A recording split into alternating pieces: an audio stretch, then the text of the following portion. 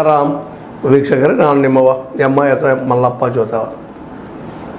ಈಗಂತೂ ನಿಮ್ಮ ಮುಂದೆಗೆ ಚುನಾವಣೆ ಬಂದರೆ ಮತ್ತೇನು ಮಾತಾಡೋದು ಜೋರು ಹಿಡಿತಾ ಇದೆ ದಿನ. ಅದು ಕರ್ನಾಟಕದಲ್ಲೇ ಬಿ ಜೆ ಪಿಗೆ ಯಾಕೋ ಏನೋ ಒಂದು 10-12 ಜನರನ್ನು ಬದಲಾವಣೆ ಮಾಡಬೇಕಂತ ನಿರ್ಧಾರ ಮಾಡಿದ್ದಾರೆ.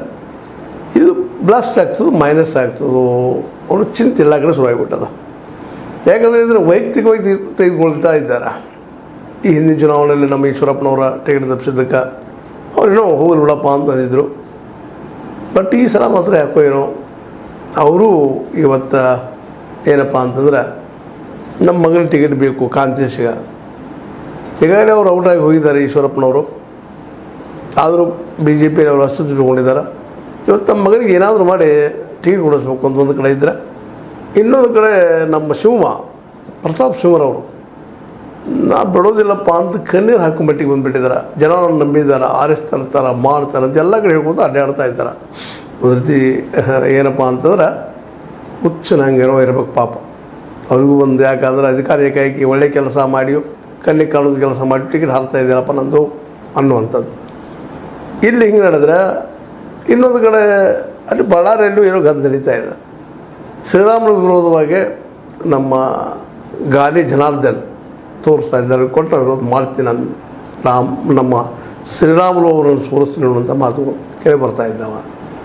ಅಂದರೆ ಚಿಕ್ಕಾಡು ಜೋರಾಗಿದೆ. ಈಗಾಗಲೇ ಬೆಳಗಾವಿಗೆ ನಾವು ಈಗ ನಮ್ಮ ಸೀತಾರಾಮ್ ಮೂಲಕ ಕನೆಕ್ಷನ್ ಅಂದಿದ್ವಿ. ಮೋಸ್ಟ್ಲಿ ಜಗದೀಶ್ ಶೆಟ್ಟರ್ ಅವರಿಗೆ ಬೆಳಗಾವಿ ಕೊಡಬಹುದು ಅಂತೇಳಿ ಅದು ಕರೆ ಆಗುವ ಹಂತಕ್ಕೆ ಬಂದು ನಿಂತದೆ ಇವತ್ತು. ಯಾಕಪ್ಪ ಅಂತಂದ್ರೆ ಅವ್ರಿಗೆ ಧಾರವಾಡ ಕೊಡುವಂಗೆ ಕಾಣೋದಿಲ್ಲ. ನಮ್ಮ ಪ್ರಹ್ಲಾದ್ ಜೋಶಿ ಅವ್ರಿಗೆ ಧಾರವಾಡ ಉಳಿಯೋಂಗೆ ಕಾಣ್ತದೆ.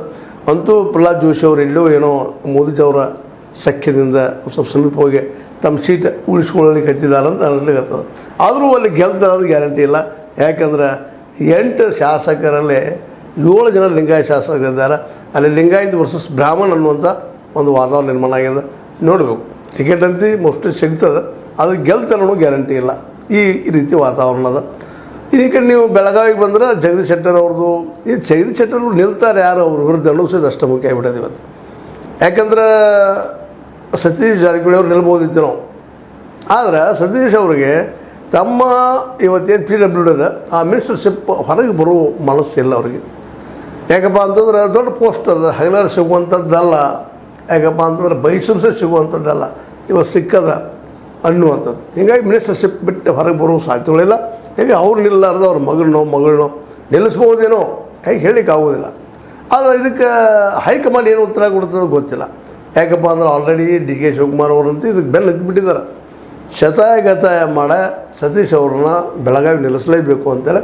ಅದರಲ್ಲೂ ಈಗ ಜಗದೀಶ್ ಶೆಟ್ಟರ್ ಕೊಟ್ಟರಂದ್ರೆ ಮೋಸ್ಟ್ಲಿ ಈ ವಿಷಯದಾಗ DK ಶಿವಕುಮಾರ್ ಗೆಲ್ತಾರೇನೋ ಅನ್ನುವಂಥದ್ದು. ಯಾಕಪ್ಪ ಅಂದ್ರೆ ಅವ್ರ ವಿರುದ್ಧ ಯಾರನ್ನೂ ನಿಲ್ಲಿಸಿದ್ರು ಬೆಳಗಾವಿ ಕ್ಷೇತ್ರದಲ್ಲೇ ಗೆಲ್ಲೋದಕ್ಕೆ ಯಾರಿಗೂ ಸಾಧ್ಯ ಇಲ್ಲ. ಯಾಕಂದ್ರೆ ಜಗದೀಶ್ ಶೆಟ್ಟರ್ ಅವರು ಅಷ್ಟೊಂದು ಎತ್ತರದ ವ್ಯಕ್ತಿತ್ವ, ಜೊತೆಗೆ ಯಡಿಯೂರಪ್ಪನವ್ರು ಬೆನ್ನತ್ತಾರೆ ಅವ್ರಿಗೆ.